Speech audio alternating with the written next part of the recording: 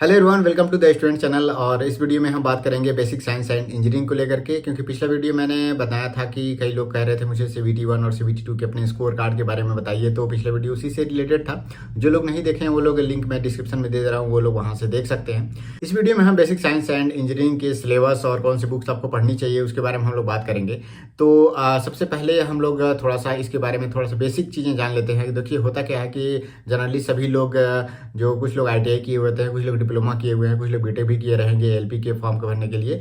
तो इसमें जो CBT 2 का सिलेबस है जिसमें basic science and engineering include किया गया है, वो CBT 1 में तो नहीं है। तो वो तो जनरली जो CBT 1 में बेसिक साइंस जो आता है उसमें क्या होता है कि जितने भी साइंस का आप चीज़ें पढ़ते हैं, वन लाइनर क्वेश्चन आप पढ़ते हैं, उसमें जो न्यूमेरिकल्स रहते हैं बहुत छोटे मामूली न्यूमेरिकल्स आते हैं। लेकिन उसमें भी कई क्वेश्चन मैंने बहुत देखे हैं, कुछ अच्छे क्वेश्चन बने हुए हैं हर पेपर में। एक दो क्वेश्चन साइंस से बहुत अच्छा न्यूमेरिकल बना हुआ था, जो मैंने शुरुआत के समय में जब CBT 2 का पेपर होने वाला था उस समय मैंने सॉल्व कराए थे। लेकिन अब आने वाली वैकेंसी में भी उसको वैसे क्वेश्चनों को मैं सॉल्व कराऊंगा, क्योंकि बहुत अच्छे क्वेश्चन होते थे और वो टाइम भी लेते थे।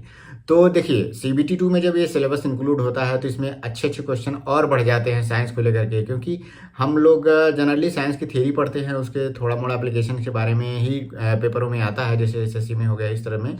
लेकिन इसमें थोड़ा सा न्यूमेरिकल अच्छा बढ़ जाता है, क्योंकि ये थोड़ा सा टेक्निकल को लेकर के थोड़ा वो रिलेटेड रहते हैं। तो इसमें कैसे स्टूडेंट को थोड़ा सा दिक्कत आती है, जिनका देखिए 9th और 10th में बेस साइंस को लेकर के थोड़ा सा वीक है, न्यूमेरिकल से थोड़ा सा वो डरते हैं, फॉर्मूला उन्हें याद नहीं होता है, डेरिवेशन करना उनके लिए मुश्किल होता है, यूनिट एंड डायमेंशन निकालना थोड़ा सा मुश्किल होता है, डायमेंशनल फार्मूला निकालना मुश्किल होता है, क्योंकि इसका सिलेबस अलग है और बहुत दिनों से पढ़ाई छूट जाने के कारण ये थोड़ा सा डिफिकल्ट होने लगता है। तो इसके बारे में हम बात करेंगे, सिलेबस के बारे में भी बात कर लेते हैं, बुक्स के बारे में बात कर लेंगे, और इसको कैसे कवर करना है ये सब चीज़ें मैं अगले वीडियो में बताऊंगा। और मैंने वीकली प्लान बना लिया है कि किस तरह से आपको सिलेबस को पर वीक करके हर एक सब्जेक्ट को कैसे कैसे पढ़ना है, वो नेक्स्ट वीडियो से हम कवर करेंगे। तब अच्छे से उसको मैंने कवर कर लिया हुआ है, लिख के रखा भी हुआ है, जिससे आपका कम से कम 2 से 3 महीने में पूरा सिलेबस एकदम आराम से कवर हो जाएगा और प्रैक्टिकल वे में कवर होगा। ऐसा नहीं है कि मैं कहूँगा कि एकदम ज़्यादा पढ़ना है, एकदम आराम से कहूँगा पढ़ने, जिससे आप डेली कम से कम 3-4 घंटे 5 घंटे मैक्सिमम अगर आप पढ़ेंगे तो आपका सिलेबस बहुत आसानी से क्लियर भी हो जाएगा और बर्डन भी नहीं पड़ेगा। और जब पेपर शुरू होने होंगे तो आप और अच्छे से मेहनत करेंगे, वही रिवाइज कर लेंगे तो आपका काम हो जाएगा। तो अगले वीडियो में हम इससे बात करेंगे। बाकी इस वीडियो में हम बेसिक साइंस के सिलेबस और बुक्स के बारे में थोड़ा सा बात कर लेते हैं। तो आइए जान लेते हैं CBT 2 के बेसिक साइंस एंड इंजीनियरिंग के सेक्शन में क्या क्या चीज़ें आती हैं, सिलेबस क्या है, इसके लिए कौन कौन सी बुक आप पढ़ सकते हैं। और अभी से आप तैयारी करेंगे तो बेसिक साइंस एंड इंजीनियरिंग के क्वेश्चन बहुत आसानी से हो जाएंगे। दूसरी बात यह है कि सभी लोगों को ये सब्जेक्ट कठिन क्यों लगता है, सबसे बड़ा कारण ये है।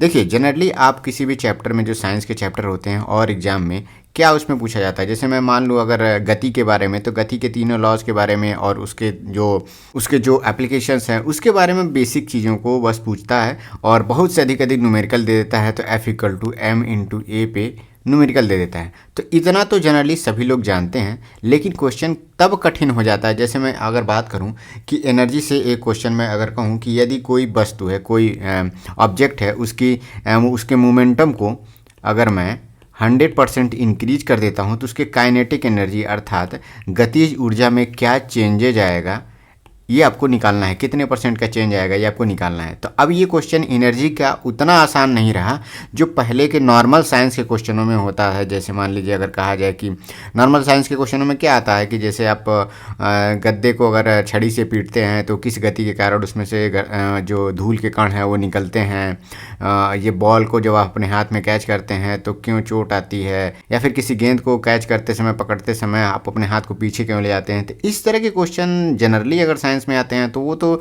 सिंपल एक आपका जो एप्लीकेशन है गति के नियम का, तो उसका तो आप आंसर दे देते हैं। लेकिन जब इस तरह के न्यूमेरिकल्स आते हैं तभी ये चैप्टर जो है काफ़ी कठिन हो जाता है।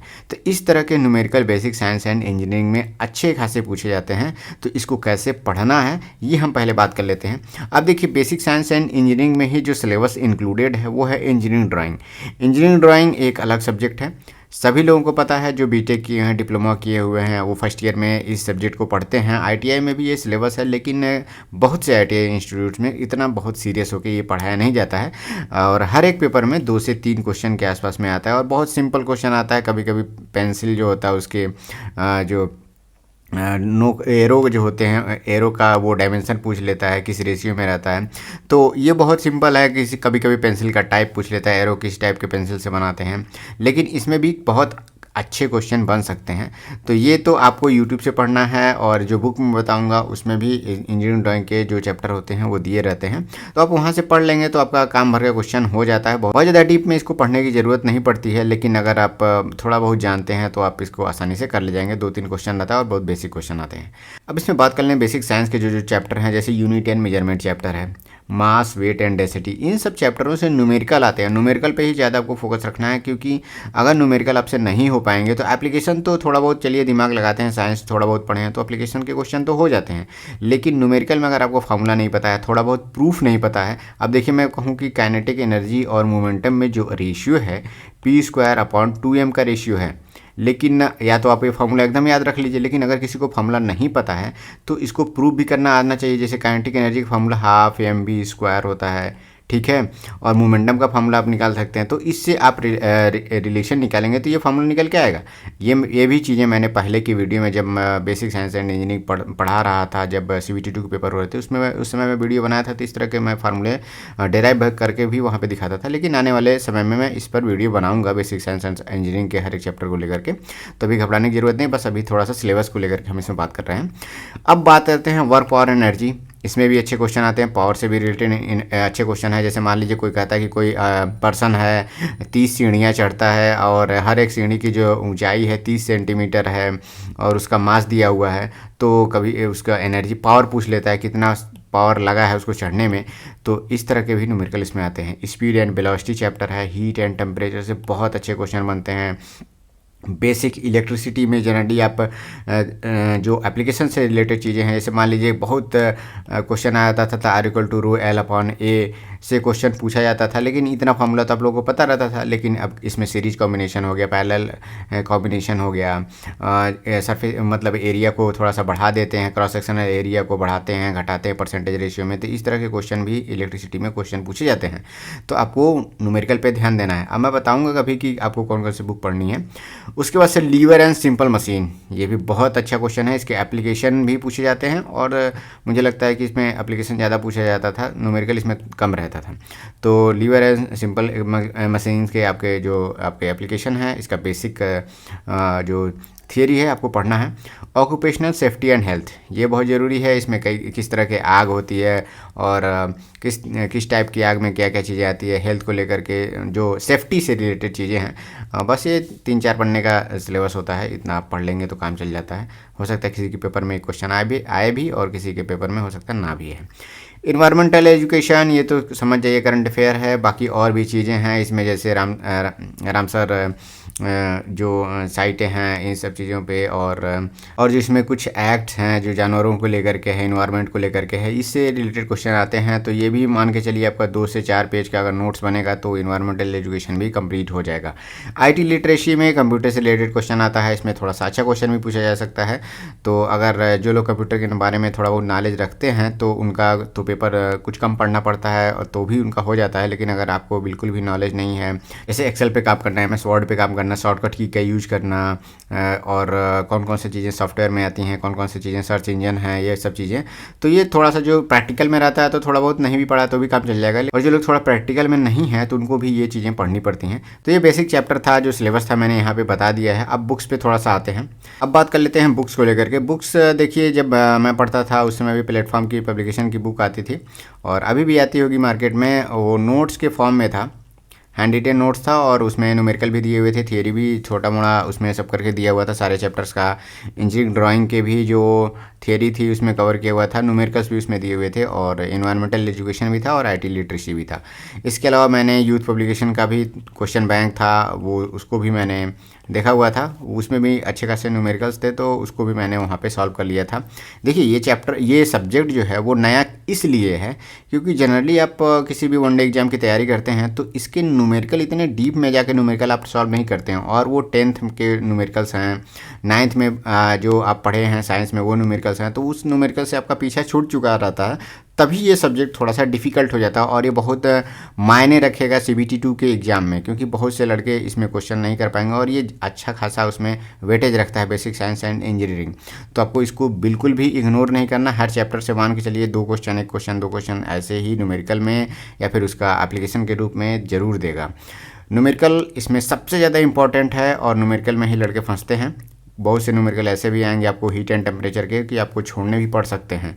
तो आपको ज़्यादा से ज़्यादा फॉर्मूले याद रखने हैं, बहुत ज़्यादा डेरिवेटिव्स फॉर्मूले नहीं याद रखने हैं, बहुत ज़्यादा कैलकुलेशन करके नहीं आएगा। बस आपका फार्मूला एक सिंपल फार्मूला याद होना चाहिए।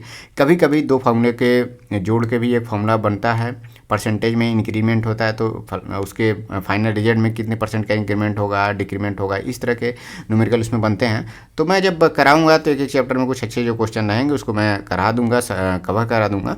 नंबर ऑफ क्वेश्चन थोड़ा सा देखिए, कोई फिक्स तो रहता नहीं है हर पेपर में किस टॉपिक से कितना नंबर ऑफ क्वेश्चन आएगा, लेकिन बेसिक साइंस एंड इंजीनियरिंग में अच्छा खासा क्वेश्चन आता है। जो क्योंकि टोटल पेपर जो है 100 क्वेश्चन का है, 90 मिनट का पेपर है, तो इसमें ज़्यादातर question basic science and engineering में न्यूमेरिकल रहते हैं।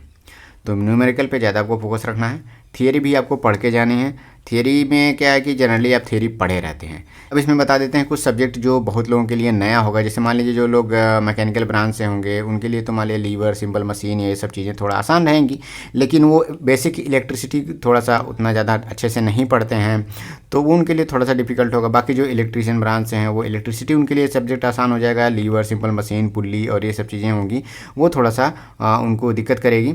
एक चीज़ और मैं कहूँगा, अभी तो टाइम बहुत है प्लेटफॉर्म और यूथ पब्लिकेशन की किताब को पढ़ने के लिए, लेकिन इससे पहले अगर आपके पास टाइम है तो NCERT आप क्लास 9th और 10th का एकदम कवर कर ले जाइए। बहुत ज़्यादा बड़ा सिलेबस नहीं रहता है ये, और हर एक चैप्टर में अगर आप देखेंगे तो थियरी भी आपका कंप्लीट होगी और न्यूमेरिकल भी आप उसके ज़रूर करिएगा। न्यूमेरिकल के लिए तो वैसे तो ये है ही, लेकिन आप NCERT कवर करेंगे तो हो सकता है कि CBT1 में भी बहुत अच्छा फ़ायदा हो जाएगा, क्योंकि 9th-10th में बहुत से अच्छे थियरीज पोर्शन रहते हैं। क्योंकि बेसिक साइंस एंड इंजीनियरिंग का जो सिलेबस है वो CBT1 में तो नहीं है, लेकिन NCERT कवर करने से आपका ये बेसिक साइंस एंड इंजीनियरिंग में तो हेल्प मिलेगा ही मिलेगा। CBT1 के पेपर में भी आपको बहुत ज़्यादा मदद मिलेगी। तो NCERT कोशिश करिएगा साथ में साथ पढ़ने के लिए। बाकी बुक्स के लिए प्लेटफॉर्म और यूथ पब्लिकेशन में से कोई भी आप ले लेते हैं, दोनों मेरे पास था। दरअसल क्या था कि हम लोग 2 लोग साथ रहते थे, तो एक लोगों ने प्लेटफॉर्म के ले लिया था, एक लोगों ने यूथ पब्लिकेशन के ले लिया था, तो दोनों लोगों का काम चल गया था। एक ही लोगों को 2 बुक लेने की ज़रूरत नहीं है। अगर 2 दोस्त अगर साथ में रह रहे हैं तो आप दोनों लोग अलग अलग बुक जरूर लीजिए। इससे क्या होगा कि दोनों चीज़ें आपकी साथ में कवर हो जाएंगी। अभी वैकेंसी आने में थोड़ा सा टाइम है, तो अभी शुरुआत से ही क्यों ना हम इस पे काम करें तो ज़्यादा से बेहतर होगा कि हम अच्छा स्कोर कर पाएंगे। बाकी मैंने प्लान बना लिया है कि वीक वाइज मैं आपको टारगेट दूंगा। हर वीक में क्या क्या टारगेट रहेगा मैं लिख करके पहले से रखा भी हुआ हूँ।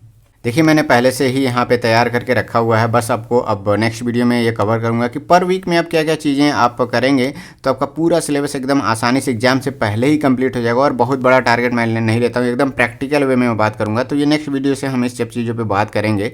बहुत से लोग हैं जो हम लोगों के साथ अभी नए जुड़ रहे हैं, तो वो लोग चैनल से बने रहिए। और भी जो लोग अपने दोस्त हैं जो लोग तैयारी कर रहे हैं तो उनको भी आप ज़रूर सजेस्ट करिए, वीडियो ज़रूर शेयर करिए। उनको भी अगर ये चीज़ें अच्छी लगेंगी तो वो लोग भी जुड़ेंगे हम लोगों से। बाकी बेसिक साइंस इंजीनियरिंग की तो बात इस वीडियो में हो गई है। नेक्स्ट पार्ट में हम लोग वीकली स्टडी प्लान के बारे में बात करेंगे, बाकी बुक्स के बारे में भी बात करेंगे, और भी जो सब्जेक्ट है उसमें कौन कौन सी बुक्स आपको पढ़नी चाहिए। Thank you, all the best.